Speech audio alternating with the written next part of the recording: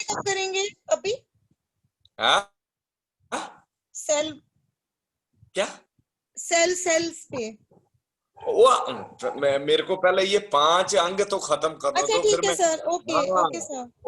ये जीव हो गया, कान हो गया, और क्या किया था? जीव किया, कान किया, आंखें आईज की, हो गया, सर आईज हो आइस गया, की थी। नाक हो गया। नाक और स्किन को करने दो आज, स्किन हाँ और जी। इस पे। फिर उसके बाद है मैं सेल, मोटा मोटा आपको सेल, फिर एक बंदे का पूरा ढांचा कैसे तैयार होता है वो बता दूंगा। पहले ये सारे सिस्टम हो जाए। देखो नाउ मैं स्किन के ऊपर हूं। स्किन इन ग्रीको लैटिन शब्द है डर्मा। ग्रीको लैटिन शब्द है DERMA। Derma mean skin. Department of dermatology mean वो डिपार्टमेंट जो स्किन की वेल बीइंग के बारे में बताए उसको हम डर्माटोलॉजी कहते हैं। किसी किसी को स्किन पे दिक्कत आ जाए तो क्या कहते हैं?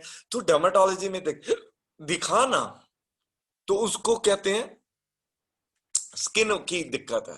अच्छा, इसमें खूबसूरती वाली स्किन और स्किन के ऊपर बीमारी वाली स्किन डिपार्टमेंट अलग अलग है। हालांकि major department is a department of dermatology. उसी के अंदर आती है एक कॉस्मेटोलॉजी। उसी को हम कह दो department of reconstructive surgery, department of plastic surgery. ये it is a in fact it is a part of that. आप मेरी बात समझ पा रहे हैं? किसी को कंफ्यूजन लग रही है? ये लिख लो, क्योंकि आपको कहीं ना कहीं लोग बोलेंगे मैं प्लास्टिक सर्जरी डिपार्टमेंट गया, रिकंस्ट्रक्टिव सर्जरी डिपार्टमेंट गया। रिकंस्ट्रक्शन भी इसी में। Maxillofacial surgery that also comes under the category of broad category, big category है डिपार्टमेंट ऑफ डर्माटोलॉजी। उसी की स्पेशलाइजेशन है मैक्सोफेशियल। चेहरे का चेहरा बदल देना, मैक्सोफेशियल। मैक्सो ये होता है ये अपर जॉ, फेशियल ये चिक्स। सर जब मुझे वो प्रॉब्लम हुई थी ना, वो जॉ वाली, तब वो इसी हाँ, सर्जरी की बात कर रहे थे सर वो लोग। ओ मैक्सोफेशियल की। Yes sir. देखो इन्होंने कहा एक दिन क्या आपकी सर उस मेरा प्रॉब्लम जॉ का जॉ जो था वो खुल नहीं रहा था पूरा। नाम क्या उसका, क्या सर बीमारी का नाम? हाँ सर शाबाश। ऑनेस्टली बताऊं सर, मैं अभी भी इतने खौफ में थी कि मैं उसका नाम भी भूल गई। सर वो अभी भी सोचती हूँ ना तो वो पेन जो याद आता है ना, just only because of you and Saraf sir, उन दोनों की वजह से ठीक हुआ है सर। अरे मैं अरे तो अरे, अरे। अच्छा, वो जो अब बिल्कुल, अब तो कोई दिक्कत नहीं है ना? सर कोई प्रॉब्लम नहीं है सर, ऑल अच्छा देखो, एवरीथिंग इज वो कंप्लीटली हील्ड। देखो मैं अब, अच्छा है आपने बात याद किया। इन मैडम साहिबा को, मैडम दीप्ति जैन को प्रॉब्लम आ गया। इन्होंने जाके डॉक्टर को दिखाया। डॉक्टर बोला कि भाई यहाँ पे दिक्कत है और सर्जरी का, जैसे मैक्सोफेशियल सर्जरी करनी पड़ेगी, ये डॉक्टर ने बताया। अच्छा, उसके बाद रब जाने इन्होंने मेरे से बात की, जाम बात नहीं हो पाई तो किशन लाल शराफ साहब से बात की। फिर उन्होंने मेरे साथ भी बात की, एक बार मैंने इनसे साथ भी बात की, और धीरे धीरे मेरे ख्याल से, हाँ लकीली मैं उस दिन लाजपत भवन था तो नहीं आप भी सर थे। वहां पे थे, भारतीय विद्या भवन में, वहां पर आई थी मैं। अच्छा, वहां आए थे आप? सर फिर उसके बाद लाजपत भवन में 2 बार आपने मुझे सिटिंग दी थी। अच्छा अच्छा अच्छा, तो यस ये सर। मेरे को मिले। तो देन उसके बाद हमने जो है इनको थोड़ा सा यहाँ पे प्रॉब्लम जो था, मेरे ख्याल से अलग अलग थेरेपी पे इन्होंने किया। 2-3 दिन के अंदर अंदर इनकी जो वो जो एक्सट्रीम प्रॉब्लम थी ना वो खत्म हो गई। बीमारी का नाम था TMJ lock, that is temporo. TMJ law. Yes sir. हाँ, temporo, T stand for temple, mandibular. ये नीचे वाला जॉज होता है मैंडिबुलर।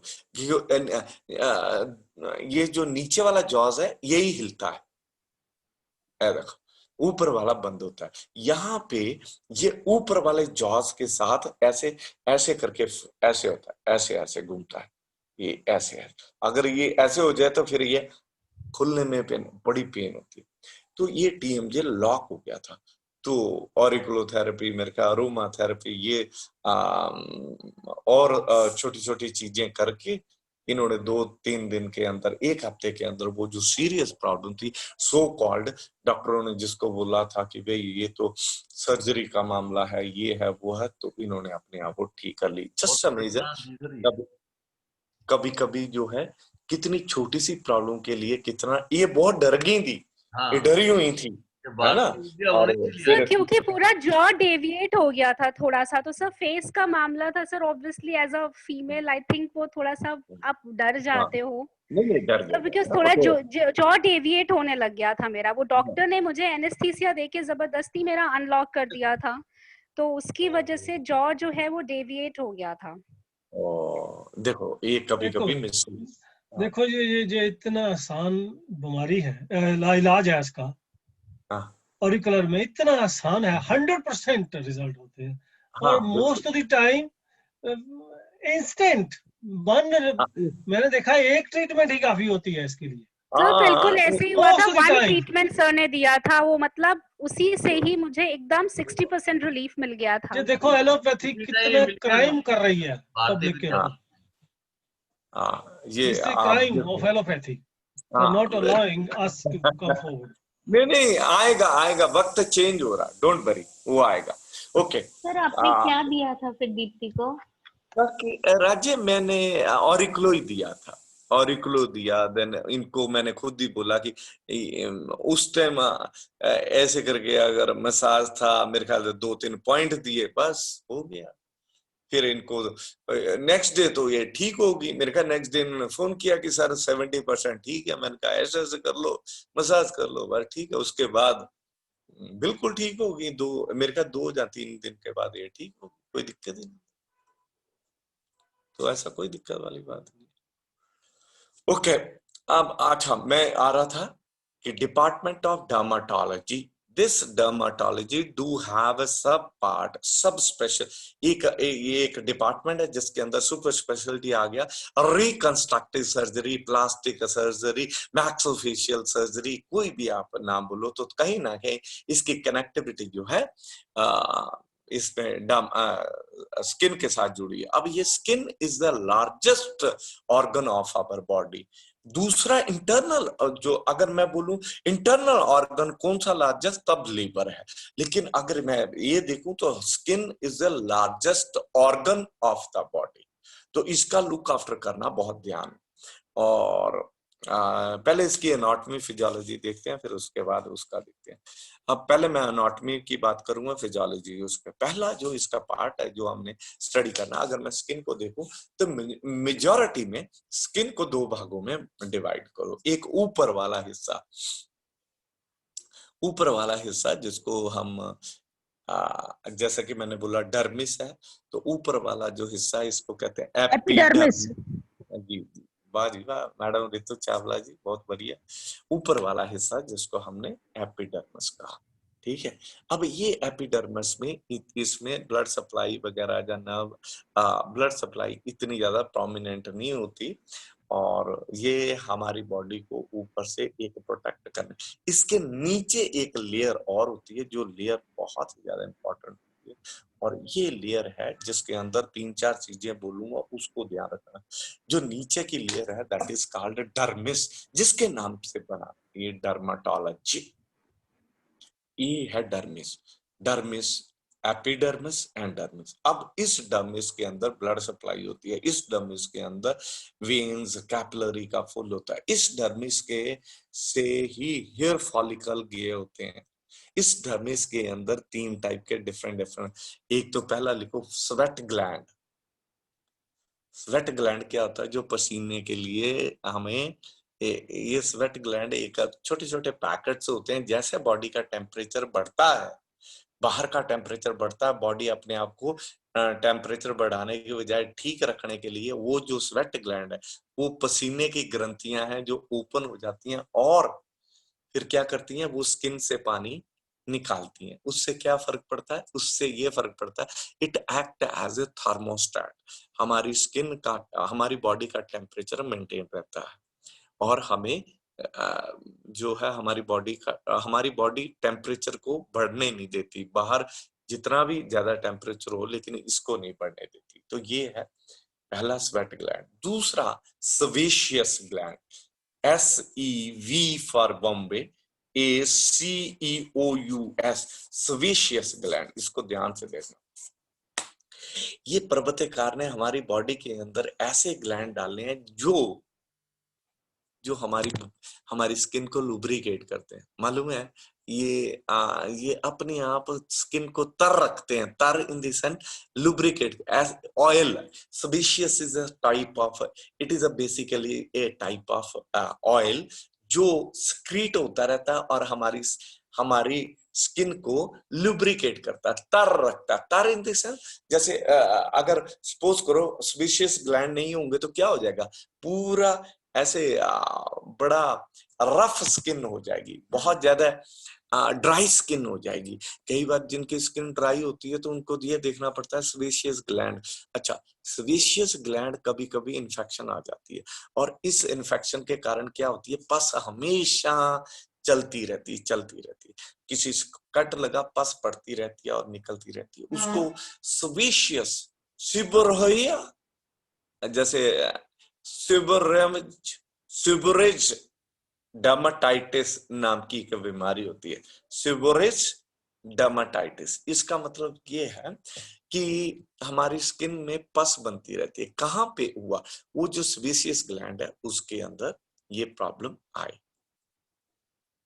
तो धीरे धीरे वो चलते रहते हैं। तो ये जो मेन इंपॉर्टेंट ग्लैंड है, ब्लड सप्लाई भी रहे, हेयर फॉलिकल भी ये रहे, ये सारे के सारे इसमें रहते हैं। अगर आप इसको कट करके देखें तो ऊपर वाली लेयर, अगर आप कट करेंगे ना, ऊपर वाली लेयर ऐसे आपको व्हाइट व्हाइट दिखेगी, उसमें ब्लड सप्लाई नहीं होती। लेकिन जो उसके नीचे है, उसके जो नीचे एक लेयर है, that is a dermis layer, उस डर्मिस लेयर में ये सारे जो है रहते हैं।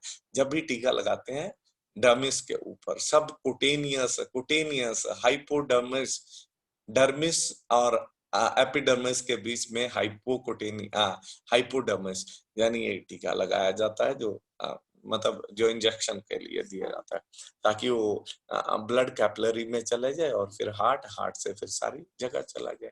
जैसे कहते हैं ना, वो इधर लगाया टीका, जहाँ उधर लगाया टीका, तो वो देखते ऐसे ही। अच्छा, इसके एंगुलेशन भी अलग अलग रहते हैं, उस पे नहीं हम जाएंगे। जब कभी बात होगी,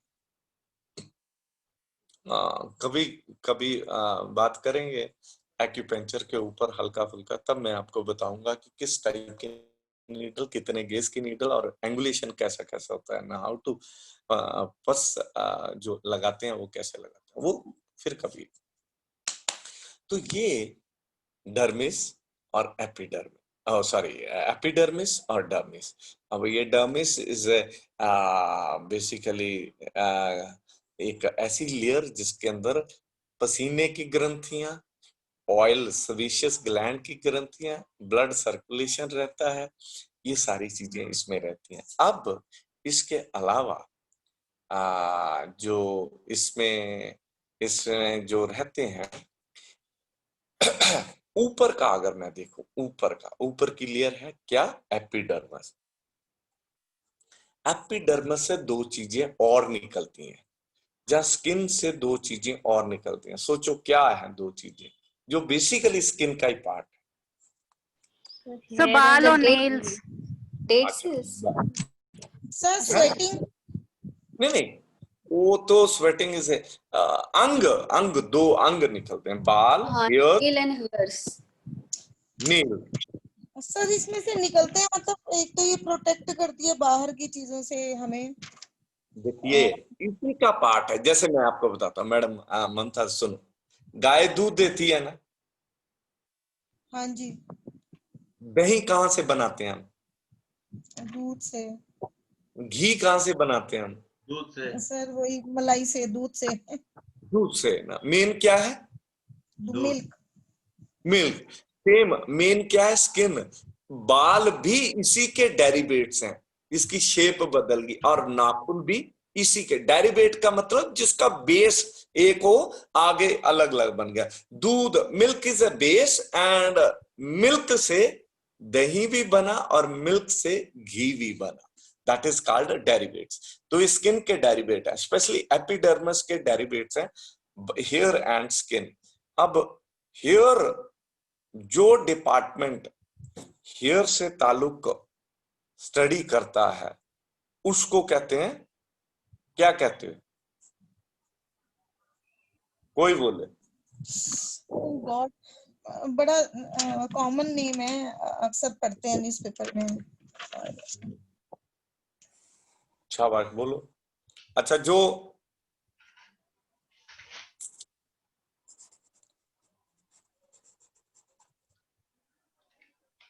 सर ट्राइकोलॉजी।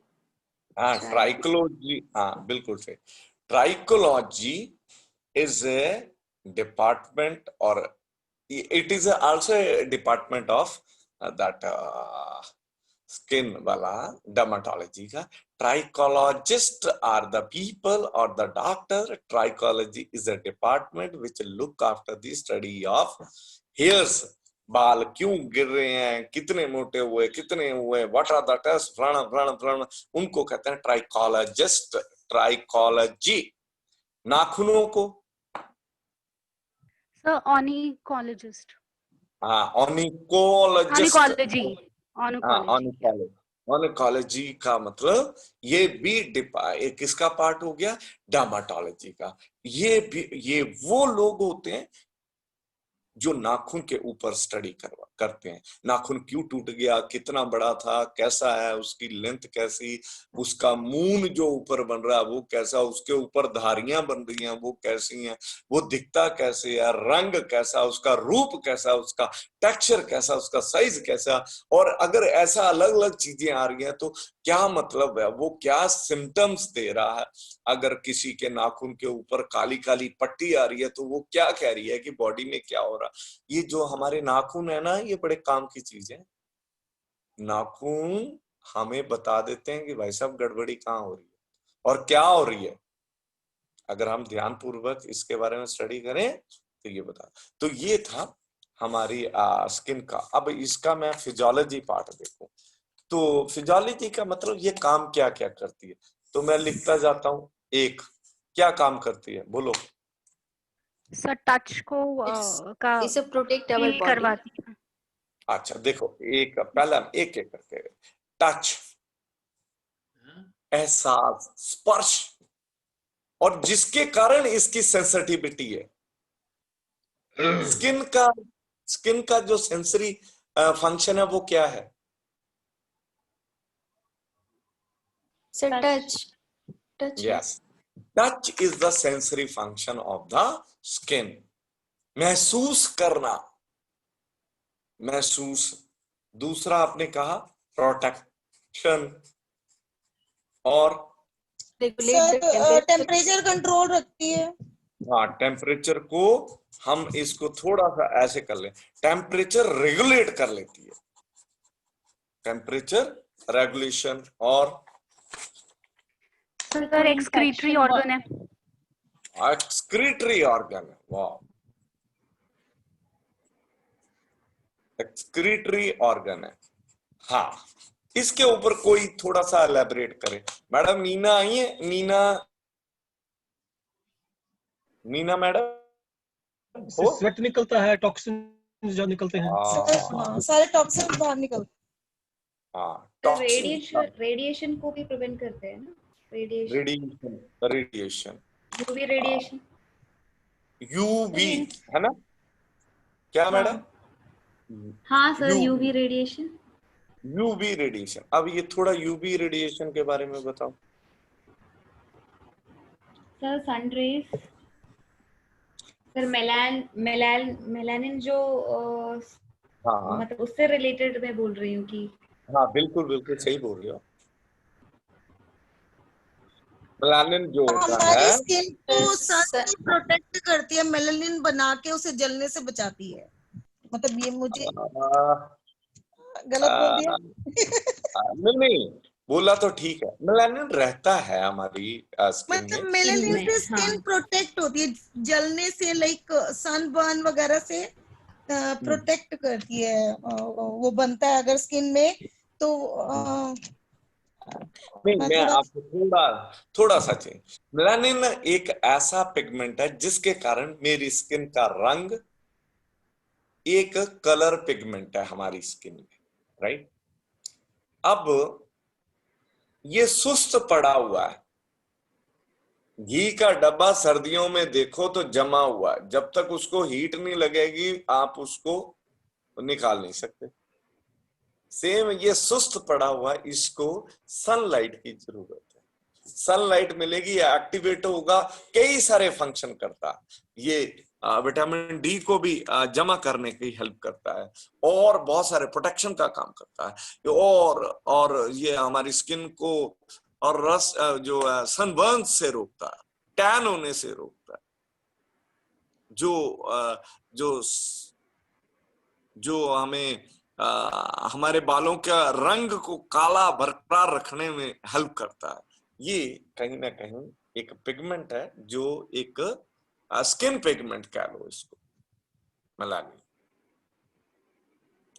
अल्ट्रा वायलेट रे एक ऐसी रेज होती हैं, अगर वो हमारी स्किन पे ज्यादा पड़ जाए तो क्या होगा पता? स्किन रैश, स्किन टैन तो चलो है ही है, कैंसर, स्किन कैंसर